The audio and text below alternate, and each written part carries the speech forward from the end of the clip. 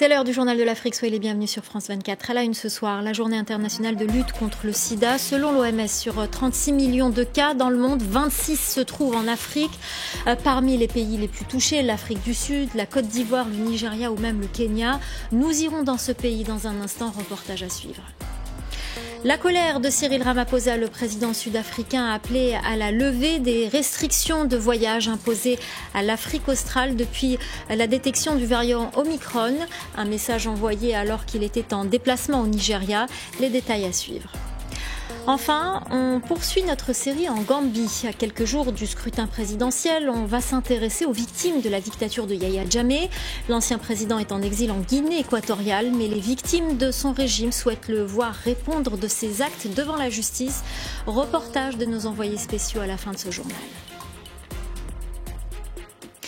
Au Kenya, 5% de la population est séropositive, plus d'1,5 million de personnes. C'est l'un des pays les plus touchés au monde. Au cours des 2 dernières décennies, le gouvernement a fait de nombreux efforts pour freiner l'épidémie avec succès. Mais dans le pays, les contaminations sont encore trop importantes et elles touchent en premier lieu les jeunes. Reportage signé Bastien Renouille, Élodie Cousin et Caroline Quimeux. Hélène a appris sa séropositivité il y a 2 ans lors d'un dépistage. Elle pense avoir contracté le virus à cause du tabou qui entoure le sida. Peu de personnes se font tester et beaucoup ignorent l'importance des moyens de protection. J'étais mal informée. Je ne pensais pas qu'un tel piège pouvait se refermer sur moi. C'est dur à vivre parce que quand quelqu'un apprend que vous êtes séropositif, vous êtes discriminé. Par peur du regard des autres, certains n'osent pas dire qu'ils sont séropositifs et contaminent à leur tour. Pour lutter contre la maladie, le Kenya multiplie ses efforts, mais en 2021, ce combat est perturbé. Les préservatifs distribués gratuitement par le gouvernement manquent. Dans ce centre médical du bidonville de Kibera, les patients doivent désormais débourser 50 centimes d'euros, une somme importante en particulier pour les adolescents. Dans les quartiers informels comme ici, se protéger n'est pas la priorité des gens de la communauté, dont le taux de transmission de la maladie est très important. Pour diminuer le nombre de contaminations, les autorités qui distribuent déjà des médicaments tablent sur une augmentation des moyens alloués à la lutte contre le sida. Nous essayons d'éliminer les transmissions entre les mères et leurs enfants. C'est comme ça que les jeunes enfants sont contaminés. Pour les adolescents, nous renforçons notre stratégie de prévention pour qu'ils disposent de toutes les ressources nécessaires afin de réduire la transmission du VIH au sein de cette population. Le gouvernement prévoit aussi d'effectuer des dépistages à grande échelle. Si chacun connaît son statut, les mesures seront bien plus efficaces. Selon les autorités de la capitale, en 2030, il n'y aura plus de nouvelles contaminations à Nairobi. Je vous le disais en titre, sur les 36 millions d'adultes atteints du sida dans le monde, plus de 26 millions sont sur le continent africain, c'est-à-dire plus de la moitié. Selon les données de l'OMS, dans certains pays comme l'Afrique du Sud, la Côte d'Ivoire ou l'Éthiopie, le sida touche plus d'1 million de personnes. Pour en parler, nous sommes en direct avec Pierre Mandiara, directeur adjoint des opérations de Médecins sans frontières. Bonsoir, merci d'être avec nous. 26 millions d'Africains atteints du sida. Pourquoi c'est le continent le plus touché ? Quels sont les facteurs de la propagation du sida sur le continent ? Eh bien, on ne sait pas ça.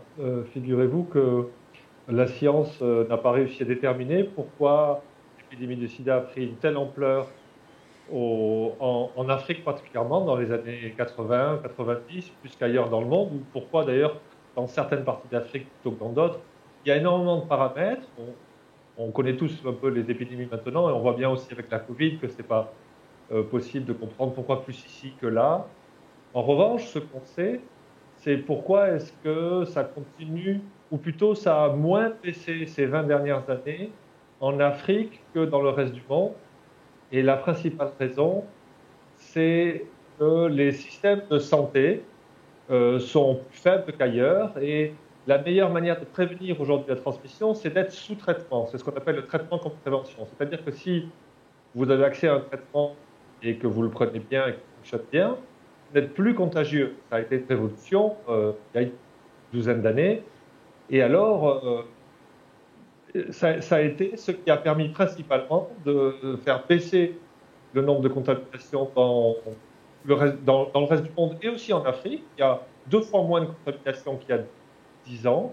Mais enfin, toujours 1,7 million dans le monde, la plupart, 80-90% en Afrique, parce qu'en Afrique, malheureusement, les patients ont moins accès au traitement, donc restent contagieuses plus longtemps. Alors pourquoi, justement, en Afrique, les patients ont moins accès au traitement ? C'est un mélange de facteurs là aussi, mais la faiblesse des systèmes de santé joue un rôle. Pour donner accès au traitement, il faut dépister fréquemment, massivement, et puis ensuite il faut un bon accueil dans des traitements, il faut suffisamment de médecins, d'infirmiers, de tests biologiques, et puis la disponibilité des médicaments. En continu, c'est un traitement à vie. Il faut prendre des pilules tous les jours. Et c'est l'ensemble de ce système qui fait défaut. Et puis il y a aussi, comme c'était expliqué pour le cas de l'Iran, par exemple, l'exemple du patient iranien, c'est la stigmatisation, encore dans beaucoup de endroits, la peur de la maladie font que les gens vont insuffisamment se faire traiter. Oui, on l'a vu d'ailleurs dans notre reportage. Quelles sont les conséquences de la crise sanitaire liée au Covid-19 sur le sida en termes de moyens alloués au sida, aux dons également et à la recherche? Oui, on ne peut pas, je pense, faire un lien direct entre, par exemple, une baisse de moyens alloués au sida à cause de la Covid. En revanche, nous avons vu, et nous constatons jusqu'à aujourd'hui, un impact des restrictions de fret, de voyage liées à la Covid et aussi une augmentation de beaucoup de tarifs et de prix, l'inflation décrite par ailleurs provoquée par la Covid, qui rend encore plus problématique le fonctionnement des systèmes de santé et l'accès des patients aux soins. Et en particulier, il y a eu même pendant le pic, un peu moins maintenant, mais au début de la pandémie, les hôpitaux étaient vides, les gens n'arrivaient pas dans les centres de santé. Et on a vu des conséquences sur le suivi de nos patients dans les cohortes. Par exemple, au Kenya, où MSF a des programmes, les patients sont moins venus et ça a été difficile de les maintenir dans les soins. Et en plus, il y a aussi des problèmes d'approvisionnement en ARV dus aux problèmes d'approvisionnement généraux liés à la Covid.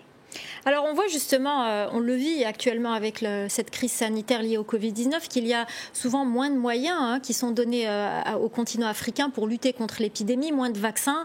Est-ce qu'on peut dire la même chose concernant le sida ? C'est difficile de répondre à cette question. Il y a eu quand même un grand effort et beaucoup d'investissements qui ont été faits à travers des mécanismes multilatéraux comme le PEPFAR ou le Fonds mondial pour rendre disponibles les traitements. Mais même là, certains traitements manquent. Par exemple, les médicaments de 3e ligne, quand vous avez un virus qui devient résistant dans votre corps, ou la biologie aussi nécessiterait des moyens plus importants pour le suivi de la charge virale. Mais pour ça, il faut aussi renforcer l'ensemble du système de santé. D'ailleurs, les hôpitaux ont besoin d'être renforcés. Pour ça, il faudrait beaucoup d'argent, mais il faut aussi des systèmes qui soient capables d'absorber ces financements et de les traduire en actions de qualité. Ce n'est pas qu'une question d'argent. Merci beaucoup en tout cas Pierre Mandiara, directeur adjoint des opérations de Médecins sans frontières. Merci pour votre décryptage sur la situation en Afrique concernant le virus du sida. Merci. L'Afrique du Sud hausse le ton contre les restrictions de voyage qui frappent l'Afrique australe depuis la découverte du variant Omicron. Cyril Ramaphosa a appelé ce mercredi à la levée de ces restrictions. Le président sud-africain était en visite au Nigeria, qui a annoncé dans la foulée la détection des premiers cas du nouveau variant. Laurent Berstécher. En visite à Abuja, où il rencontrait son homologue nigérian, Cyril Ramaphosa s'est une nouvelle fois emporté contre les restrictions de voyage liées à la découverte du variant Omicron. Ceci est une pandémie mondiale qui requiert une coopération et des efforts collectifs. Les conséquences de ces restrictions sur les économies des pays concernés seront considérables et durables. Depuis l'annonce de la détection du variant par des scientifiques sud-africains la semaine dernière, de nombreux pays, dont la France, les États-Unis et la Grande-Bretagne, ont imposé des restrictions de voyage envers plusieurs destinations d'Afrique australe. Des mesures jugées inefficaces et discriminatoires par Pretoria, qui redoutent de lourdes conséquences sur l'économie du pays. Pour l'OMS, ces restrictions seraient même contre-productives, car elles pourraient entraver les échanges scientifiques et l'envoi d'échantillons depuis l'Afrique du Sud. À Johannesburg, où de nombreux Sud-Africains ont été forcés d'annuler leurs projets de voyage, c'est avant tout un sentiment d'injustice qui domine. Ça me paraît injuste, vu que ce sont nos scientifiques qui ont découvert le variant et tiré la sonnette d'alarme. Ce n'est pas un variant sud-africain, nous l'avons juste découvert. Depuis plusieurs semaines, l'Afrique du Sud fait face à une importante reprise épidémique et recensait plus de 8000 nouveaux cas ce mercredi. Les scientifiques parlent déjà d'une 4e vague, largement attribuée à l'apparition du nouveau variant. Dans le reste de l'actualité, en bref et en images, au lendemain du lancement d'une offensive conjointe des armées ougandaises et congolaises contre les ADF dans l'est de la République démocratique du Congo, la police ougandaise a annoncé l'arrestation d'un homme ayant des liens avec un groupe armé accusé de nombreuses attaques. Le suspect a été impliqué dans un attentat à la bombe près de la capitale Kampala en octobre dernier. En Éthiopie, les forces pro-gouvernementales affirment avoir repris le contrôle du site Lalibela, un site classé au patrimoine mondial de l'UNESCO. Il était passé en août dernier sous le contrôle des rebelles tigréens. Lalibela est un site célèbre pour ses églises taillées dans le roc situé dans la région voisine d'Amara. En Guinée, la junte au pouvoir a autorisé les ex-chefs d'État Sékouba Konaté et Moussa Dadis Camara à rentrer et à séjourner en Guinée. Les deux hommes sont tous deux exilés. Le capitaine Dadis Camara a été à la tête du coup d'État de 2008, vit depuis sa chute au Burkina Faso. Il a tenté sans succès de rentrer dans son pays sous la présidence d'Alpha Condé. Et en Gambie, l'ancien dictateur Yahya Jammeh est toujours en exil en Guinée équatoriale. Les victimes de son régime souhaitent le voir rentrer au pays et répondre de ses actes devant la justice.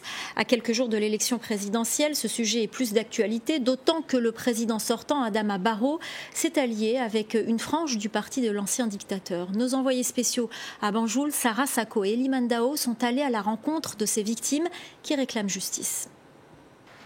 Cela fait 27 ans qu'elle porte son chagrin. Marong a 18 ans, 2 enfants, quand son mari est assassiné, accusé d'avoir tenté un coup d'État contre Yahya Jammeh. Je ne l'oublierai jamais. Je vivrai avec lui et mourrai avec lui jusqu'à ce que l'on soit enfin réunis. Marong a témoigné devant la commission Vérité et Réconciliation. Aucune personnalité de l'ancien régime n'a encore été inquiétée. Impossible pour elle de faire son deuil. Sans justice, je ne pardonnerai jamais. Même s'il me donne un sac plein d'argent en guise de réparation, nous ne pardonnerons jamais. Tout ce que nous voulons, c'est que justice soit rendue. Meurtre, viol, torture. La commission Vérité et Réconciliation a mis en lumière les atrocités commises par le régime de Yahya Jammeh. Son rapport est entre les mains de la présidence qui a 6 mois pour prendre des actions. Pour cette militante des droits de l'homme, un procès est incontournable. Yahya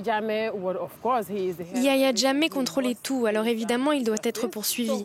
Donc quel que soit le nouveau président, nous voulons voir le gouvernement aider les victimes à sécher leurs larmes.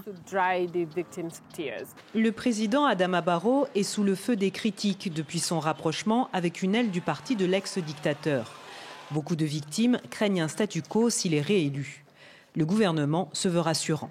Les victimes n'ont pas à s'inquiéter. Le président Barrow a mis sur pied la commission de son propre chef. Il a ordonné cette enquête pour que la vérité éclate, pour qu'il puisse y avoir des réparations et pour ceux qui réclament la justice. Cela va naturellement avoir lieu. Quelle que soit l'issue du scrutin de samedi, le gouvernement gambien a moins d'1 mois pour rendre publiques les recommandations de la commission Vérité et Réconciliation. Les victimes du régime de Yahya Jammeh vont enfin connaître le nom de ceux susceptibles d'être poursuivis. Voilà, c'est la fin du journal de l'Afrique. Restez avec nous dans quelques instants. La suite de Paris Direct avec Audrey Racine.